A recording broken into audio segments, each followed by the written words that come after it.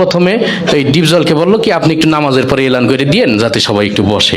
তাই ডিপজল নামাজের পরে তার মতো করে এলান করতেছে এইভাবে, ইনশাল্লাহ ভাই বাকি নামাজের পরে মসজিদ ইমানে কিনের কথা হইব। ওই মুসল্লি তোরা গলতে ববি, নাইলে কিন্তু সান্ডে মান্ডে কলজ করে দিব, কয়ে দিবা লাচ্ছি। তো সবাই তো ভয়ে বসে গেছে, সর্বনাশ যেই লোক এলান করছে না বসলে তো খবরই আছে। তারপরে ওই প্রথম যে ইমানের বিষয়টা, কালেমার বিষয়টা দেওয়া হলো মিশা সওদাগরকে, যে আপনি একটু কালেমার বিষয়টা আপনার মতো একটু সাজাই গুছাই বলেন। তাই মিশা সওদাগর কালেমার বিষয়টা বলতেছে এইভাবে, আমরা দু চোখে যা কিছু দেখি আর না দেখি সব আল্লাহ সৃষ্টি মাখলুক।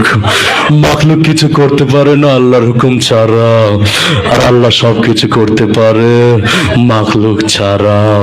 তাই যাই হোক সে তার মতো করে ভুলে গেল। তারপরে নামাজের বিষয়টা ডিপজলকে আবার দিল, যে আপনি একটু নামাজের বিষয়টা আপনার মতো করে বুঝাই বলেন। তাই ডিপজল নামাজের বয়ানটা করতে সেইভাবে, আল্লাহ রসুল যেমতে যেমতে নামাজ পড়ছে আর সাহাবিগো হিকাইছে অমতেই নামাজ পড়তে হইব, বোঝো নাই মাসলাডা দুধু খা ওই নৌসাব নামাজ হিকাই দিবি। যাই হোক সে তার মতো করে বললো। তারপরে জিকিরের বিষয়টা দিয়ে হলো কাবিলাকে, যে আপনি একটু আপনার মতো করে কি জিকিরের বিষয়টা একটু বুঝাই বলেন। তাই কাবিলা জিকিরের বয়ান করতেছে এইভাবে, ওর হালতে মাওলা পাকে জিকির তোমার দিলের ভিতরে টাস টাস করে দিয়ে বাজতে থাকবে।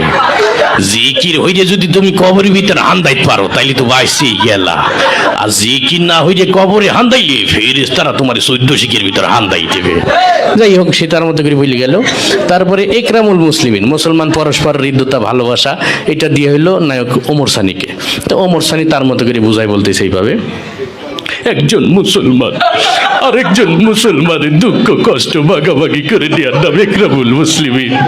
চৌধুরী সাহেব আমরা গরিব হতে পারি, আপনার মতো বদদিন নই, আমি গত মাসেও 3 তিল্লা দিয়েছি। যাই হোক সে তার মতো করে বললো। এরপরে এই সহিনিয়ত, আমরা যা কিছু করবো একমাত্র আল্লাহকে রাজি খুশি করার জন্য করব, এটা দেওয়া হইলো নায়ক মান্নাকে।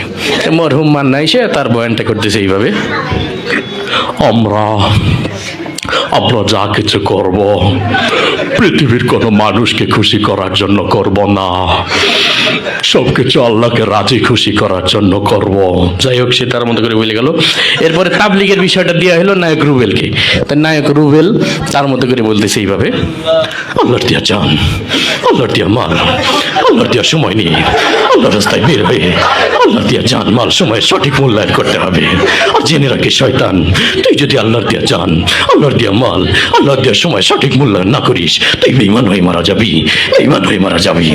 এই ছিল আর কি বিষয়টা। Hello guys, welcome to my YouTube channel. আমার নতুন ইউটিউব চ্যানেলে সবাইকে স্বাগতম।